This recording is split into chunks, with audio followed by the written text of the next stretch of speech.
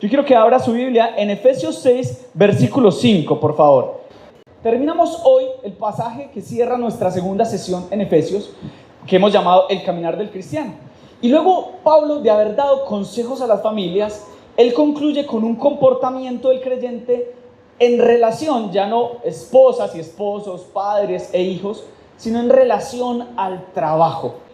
Aquí está hablando, podríamos decir que a la fuerza laboral de los romanos, los griegos y los judíos, pero la gran mayoría de ellos en sus tareas eran, escuche esto, eran esclavos. Siervos, dicen de una forma más amable para nosotros entenderla, pero la palabra era esclavos o sirvientes. Una tarea sumamente común en aquella época, pero envuelta en un contexto totalmente desfavorable para cualquier ser humano. Tanto los griegos como los romanos tenían un sistema de esclavitud totalmente brutal y deshumanizado. Parte de su cultura, de la forma en la que vivían, era que las personas que trabajaban para ellos les pertenecían a ellos. O sea, eran esclavos. Ahora vamos a ver algunos ejemplos para entender el contexto en el que Pablo está diciendo estas palabras que acabamos de decir. Siervos, obedezcan a sus amos. Fuerte, ¿cierto? Y usted puede decir, bueno, Juan, ¿cómo aplica esa palabra a nuestras vidas hoy, año 2024, donde yo soy emprendedor, donde yo tengo mi trabajo, donde es más, yo soy jefe, o donde precisamente por eso es que trabajo independiente? ¿Cómo aplica eso para nosotros? Ya lo vamos a ver. Pero es importante entender el contexto en el que fue escrito este pasaje. Escuche esto. Los esclavos eran tratados como objetos. Según Aristóteles, eran considerados herramientas de trabajo, pero vivas, al servicio de sus amos. Había aproximadamente 60 millones de esclavos en el Imperio Romano y realizaban prácticamente todos los trabajos, desde médicos hasta maestros. Los esclavos que intentaban escapar eran marcados, escuche esto que es muy cruel, en la frente con una F de fugitivus, marcado al calor como los animalitos hoy en día. En el peor de los casos los mataban, un esclavo que se escapaba. Los amos tenían control absoluto sobre los esclavos y podían castigarlos o matarlos. Cuentan los historiadores que Augusto mató a uno de sus sirvientes porque le mató una perdiz. Pero el mismo Augusto arrojó a uno de sus esclavos a las lampreas, que eran como sanguijuelas, por romperle una copa de cristal. Los esclavos que eran enfermos o ya estaban viejos, los abandonaban en la montaña y los dejaban morir de hambre. Y esto lo recomendaba mucho Catón, que era un político romano. Pero la ley romana defendía cualquier acción cometida por un amo contra su esclavo, fuera justa o fuera injusta. Llegaban a las leyes, llegaban como a legislar y decían, ¿quién tiene la razón? No me importa escuchar, la razón la tiene el amo sobre su esclavo. Imagínense la mafia que existía en ese entonces. Y en ese terrible contexto leemos las palabras de Pablo diciéndole a los cristianos que todavía eran esclavos que obedezcan en todo a sus amos. En ese terrible contexto, debe ser muy difícil para un esclavo cristiano ser luz siendo esclavizado. Para muchos cristianos hoy en día es difícil verse como Dios los ve porque su situación actual no les permite verse como Dios los ve. Imagínense un esclavo. Dios le dice, tú eres un hijo de Dios. Tú eres luz, y la persona esclavizada, siendo maltratada, como lo acabamos de leer. ¿Cómo podemos vernos como Dios nos ve cuando nuestra circunstancia actual no nos lo permite? De hecho, escuchamos familiares, no sé a cuánto les ha pasado, que nuestra familia nos ve en una situación, en una prueba económica, y te dicen, ¿y usted no es pues cristiano? ¿Y por qué está así endeudado? ¿Por qué tiene esos problemas? ¿Por qué lo echaron del trabajo? Y pareciera que la situación actual fuera la que definiera nuestra identidad como hijos de Dios. Por esta razón, Pablo ya les había enseñado sobre la riqueza del cristiano. Antes de decirles esto de esclavos, sométanse a sus amos, Pablo les dijo, ustedes son hijos de Dios, son adoptados por Dios, tienen un lugar importante en el corazón de Dios. Cristo murió por nosotros, resucitó para darnos vida eterna. Nada de lo que vivamos acá en la tierra debería definir nuestra identidad como hijos de Dios. El cristianismo llegó a ser algo totalmente revolucionario, pero muy contrario a lo que el mundo esperaba que fuera. Porque en lugar de llamar a los creyentes a rebelarse con sus amos, los llama a tener una actitud totalmente de amor, servicio, entrega, pero al Señor a través de lo que hacían. William Barclay lo dice de esta manera: el gran mensaje del cristianismo a todas las personas es que donde Dios nos ponga es donde debemos vivir la vida cristiana. Yo les hago una pregunta a los que son padres: ¿cuánto les gustaría que sus hijos se porten bien? Muy bien. ¿Cuánto les gusta que sus hijos se porten bien cuando usted esté presente? ¿Y a cuánto les gusta que sus hijos se porten bien cuando usted no esté presente? Es lo lógico. No es como que, vea, mientras esté conmigo se porta bien, allá afuera usted verá qué hace. Y yo pienso, qué duro debe ser para un padre pensar que su hijo solo se comporte bien cuando siente que su papá está cerca. Eso genera en los hijos problemas de identidad. Dios no está esperando que tú te comportes bien solo dentro de la iglesia. Que tu identidad como creyente sea la misma donde quiera que tú estés. En pocas palabras, para poder ya ver el pasaje y hablar de cómo así que esclavos y amos y qué tiene que ver eso con nosotros, Pablo les dice: sean luz mientras sirven a Jesús. Y así se llama esta enseñanza: ser luz mientras sirvo a Jesús. Así se llama nuestra enseñanza. Veamos cómo podemos ser luz mientras servimos a Jesús. El primer punto yo lo he titulado obedeciendo como a Cristo. Versículos 5 al 6, se los voy a leer. Dice: siervos, obedezcan a sus amos en la tierra. Me gusta que Pablo haga la claridad.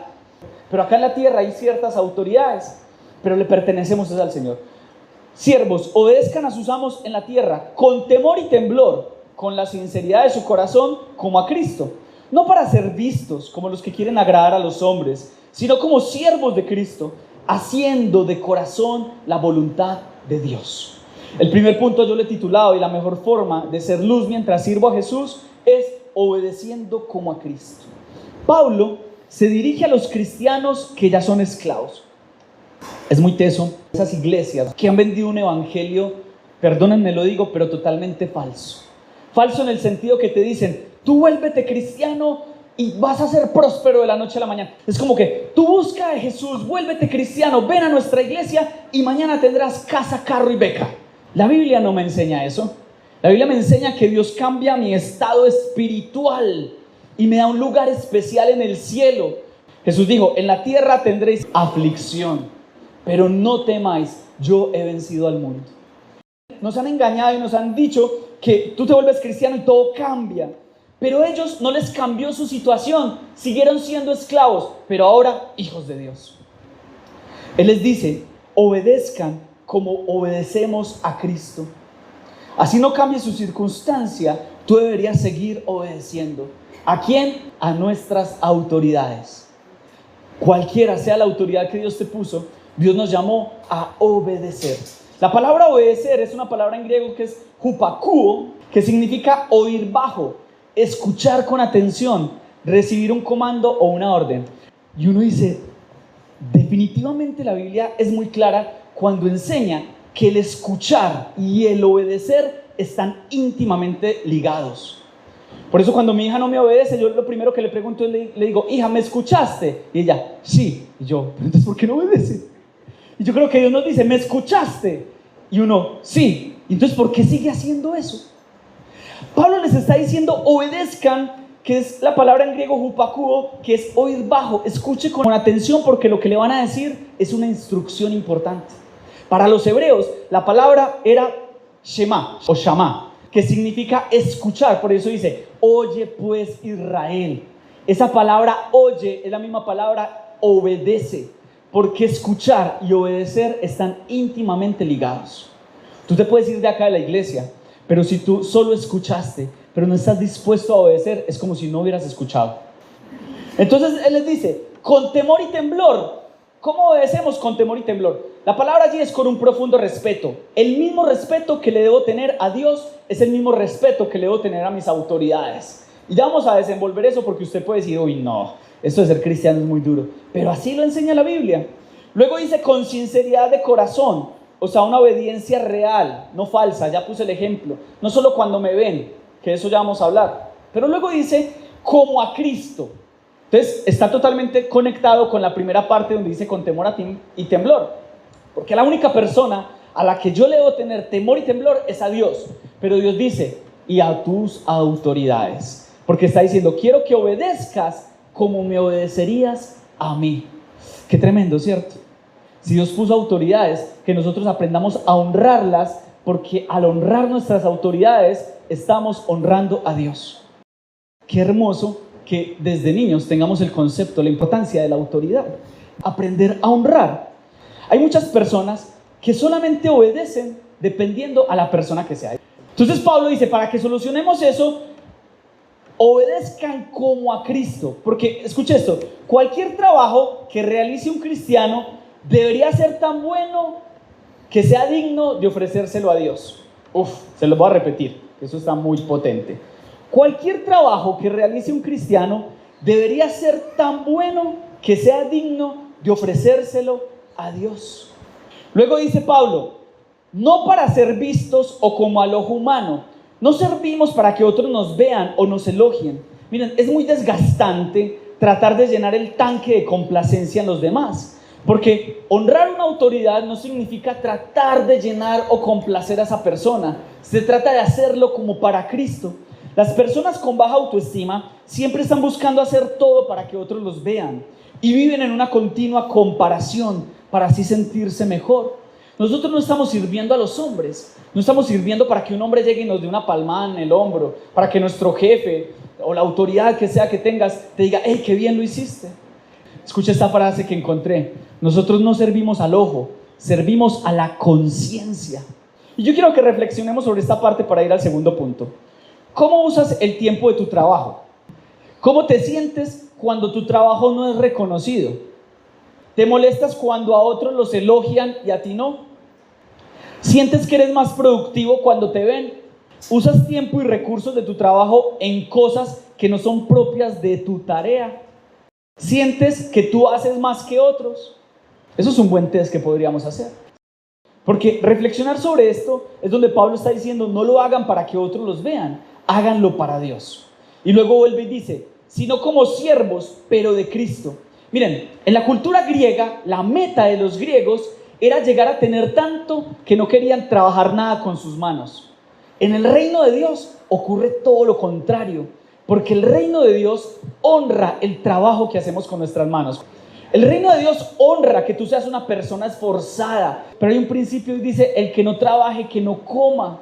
Y nuestra meta, porque nuestra mentalidad se ha vuelto muy griega, dicho sea de paso, nuestra meta es como, necesito llegar a trabajar muy fuerte para luego no tener que hacer nada. Y la Biblia no enseña eso. La Biblia enseña que el Hijo del Hombre trabajó continuamente. Y yo creo que nosotros deberíamos entender la honra que se encuentra detrás del trabajo que hacemos. Porque a través de lo que tú haces, tú estás glorificando a Dios. El Evangelio no nos ofrece una evasión de las circunstancias, sino la posibilidad de conquistarlas. Si tu trabajo es difícil, pregúntale a Dios, Señor, ¿por qué me pusiste acá? Si tu tarea sientes que es muy dura, que nadie la reconoce, dile, Señor, ¿cuál es tu propósito con ponerme en este lugar? Lo primero que dice es obedeciendo como a Cristo, y lo segundo es sirviendo como a Cristo. Versículos 7 y 8 dice, sirvan de buena voluntad como al Señor y no a los hombres, sabiendo que cualquier cosa buena que cada uno haga, esto recibirá del Señor, sea siervo o sea libre. Allí lo que está diciendo es, primero, obedecemos como a Cristo, ¿cierto? Y segundo, servimos como a Cristo. Y si bien es cierto, gracias a Dios, tú y yo no somos esclavos, Dios nos ha dado la oportunidad de servir en muchas áreas. Servir como lo haríamos para Cristo. ¿En qué área Dios te permite servir? ¿Con tu esposa? ¿Con tu esposo? ¿Con tus hijos? Uno de los 5 lenguajes del amor, ¿cuál es? Los actos de servicio. Y qué bueno que nosotros podamos servir, no solo como cuando obedecemos como a Cristo, sino que servimos a los demás como si lo hiciéramos para Cristo. ¿Cuántos de nosotros dentro de nuestro hogar no estamos sirviendo como a Cristo? Tenemos la oportunidad continua de servir.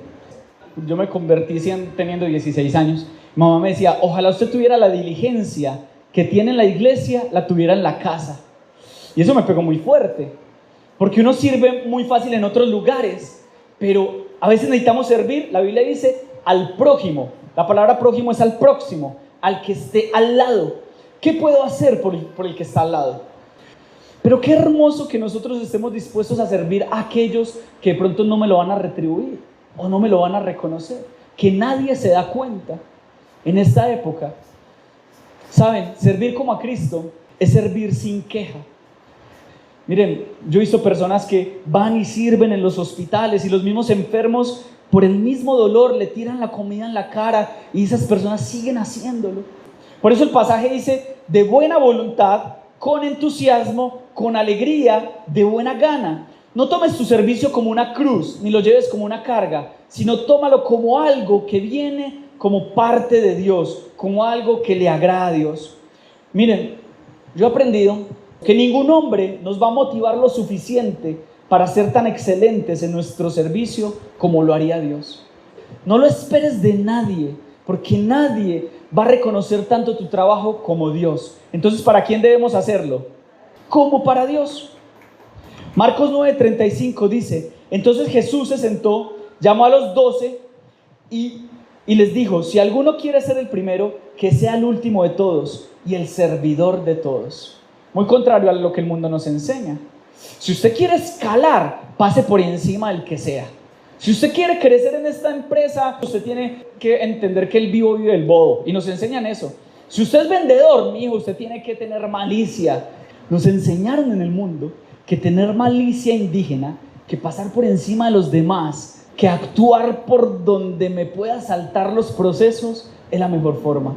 Y Jesús dice, no, ¿quieres llegar a ser el primero? Hágase atrás, sea el último, sirva. Y Jesús, el último día antes de morir, va y le toma una toalla a servirle a sus discípulos y a lavarle los pies. Imagínense esto, servir como Jesús. El servicio de una manera fiel es lo más parecido al original. ¿El original es quién? Cristo. Yo soy fiel cuando sirvo pareciéndome a Jesús. De eso se trata la fidelidad en el servicio. Entonces, cerramos ese segundo punto entendiendo que servimos como Cristo. Pero lo tercero, y aquí va para las personas que tienen gente a cargo, lideramos con compasión. ¿Ok? Entonces, ¿cómo ser luz mientras sirvo a Jesús? Obedezco como Cristo, sirvo como Cristo y lideramos con compasión. Les dice, y ustedes, amos, hagan lo mismo con sus siervos. Dejen las amenazas, sabiendo que el Señor de ellos y de ustedes está en los cielos y que para Él no hay acepción de personas. La Biblia nos regala un pasaje tan hermoso. Pero quiero que se lea la carta de Pablo a Filemón. Escuche esta historia para que vayamos concluyendo. Pablo está en la cárcel y llega otra persona a la cárcel porque deshonró a su amo. Esta vez no lo mataron, lo metieron a la cárcel, no sabemos qué hizo. Y Pablo, como buen cristiano, montó una iglesia en la cárcel y empieza a predicar. Y su mano derecha en la cárcel en Roma se vuelve un hombre llamado Onésimo. Onésimo se vuelve cristiano, se arrepiente de todo lo que hizo y está ahí. Y resulta que Pablo le había predicado a un hombre por allá llamado Filemón. Y ese hombre se convirtió. Y en la casa de Filemón también hicieron una iglesia, un grupo discipulado, una célula, como lo quiera llamar. Y entonces llega Pablo y dice, oíste Onésimo, ¿vos en cuál casa era que servías? ¿Cómo llamaba tu amo? Mi amo se llamaba Filemón. ¿Por qué? Yo conozco tu amo y él sabe que estás aquí. Ay, no. Pero ¿sabes qué? Te tengo una noticia. Ahora es cristiano. Y a Onésimo ya le estaban purgando su pena. Ya iba a volver a la casa. ¿Y a dónde vuelvo? No tengo dónde vivir. ¿Dónde vuelvo? Y Pablo le dice, vuelva a la casa de su amo. Y Onésimo vuelve a la casa de Filemón con una carta que usted la va a leer y se la va a disfrutar ya escuchando esta historia. Y Pablo le manda una carta y le dice, vea, recíbalo como si me recibiera a mí. Y con eso me paga todas las deudas que usted y yo tenemos. Porque la mayor deuda que usted me tiene es que gracias a mí usted pudo conocer a Jesús. Y usted me va a recibir a mi hijo amado. Y usted lo va a tratar como si me estuviera tratando a mí. Y lo va a amar, y lo va a perdonar, y lo va a recibir en su casa, y lo va a tratar como un hijo. No les voy a contar el final. Pero Pablo les está diciendo a los amos, ustedes hagan lo mismo con sus siervos, sírvanles, trátenlos como a Cristo, lidérenlos con compasión. Miren, si ustedes tienen gente a cargo, la mejor manera de establecer autoridad es a través de la inspiración. Qué hermoso que nosotros estemos dispuestos a servirles a ellos. Saber qué está pasando con las personas que tú tienes a cargo, con tus empleados, con las personas que de pronto Dios ha puesto a tu cuidado. Los amos debían tener presente que Dios ve todo lo que hacen. Y me encanta porque Pablo les dice, a ver, usted está muy amo, pero tanto usted como amo y él como esclavo tienen el mismo amo, y es Dios. Dios. Entonces, termino con este pasaje porque Pedro, me salto pues a otra carta. Pedro está hablando de la autoridad dentro de la iglesia y les dice, cuando ustedes pastoreen personas, háganlo con gusto, no de mala gana, ni por el beneficio personal que pueden obtener de ello, sino porque están deseosos de servir a Dios. Primera de Pedro 5:3. No abusen de la autoridad que tienen sobre los que están a su cargo, sino guíenlos con su buen ejemplo. No abusen de la autoridad, guíenlos con el ejemplo. Así cuando venga el gran pastor recibirá su corona de gloria y honor eternos. Pablo les dice, volviendo a Efesios, sabiendo que el Señor de ellos es el mismo de ustedes. Miren, todo problema laboral se resolvería si cumpliéramos los principios de la Biblia. Si los empleados nos comportáramos como la Biblia enseña, y si los jefes se comportaran o nos comportáramos como la Biblia enseña.